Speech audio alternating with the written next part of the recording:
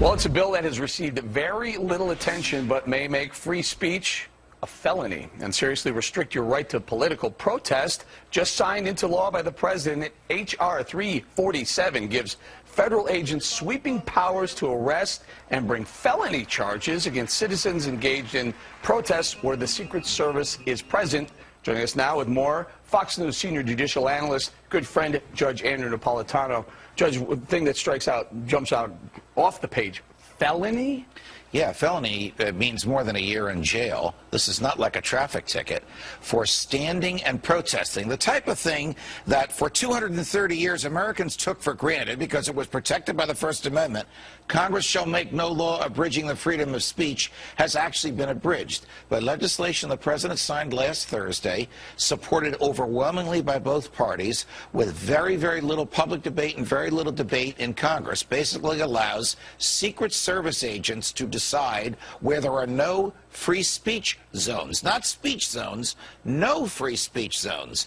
And anybody by the Secret Service can, protected by the Secret Service, can ask those agents to ban protests wherever they are. So I can think of 3 violations: speech violations, association violations, the right to petition the government for a redress of your grievances. What good is free speech if the people in the government are so far away from you that they can't hear you? Judge, what about keeping our elected officials safe? Keeping our elected officials safe is entirely different from insulating them from protest. The fact that the president is going to a hotel up the block should not bar you from standing across the street with a sign or with a bullhorn saying what you think about the president's policies. That is not a threat to him, and it is a part of American history since day one that we have the right to speak freely to, about, and against those in the government. Judge, do you think this is going to be one of those laws that is on the books but not enforced?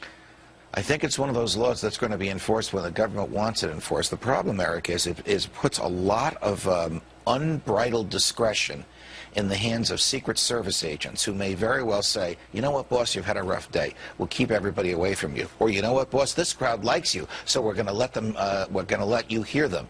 That's suppressing speech on the basis of its content, and that has been expressly prohibited by the First Amendment since day one. What dictates the Secret Service is present? In other words, aren't they present all over Washington, D.C.? Well, they are, and that's a great question, because this law also allows the president to give Secret Service protection to whoever he wants. I'll give you a bizarre example.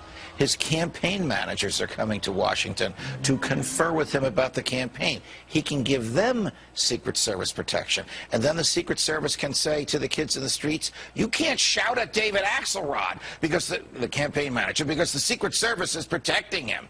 This is a slow, creeping destruction of some of our basic liberties, and the president signed it in secret. And now some of the Secret Service are going to be providing services for the candidates now as well, right? Correct. So correct. People aren't going to be able to have their opinion about the candidates? If the Secret Service so declares, you won't be able to shout at them. Judge, got to go. The economy's not bad. Sorry about that.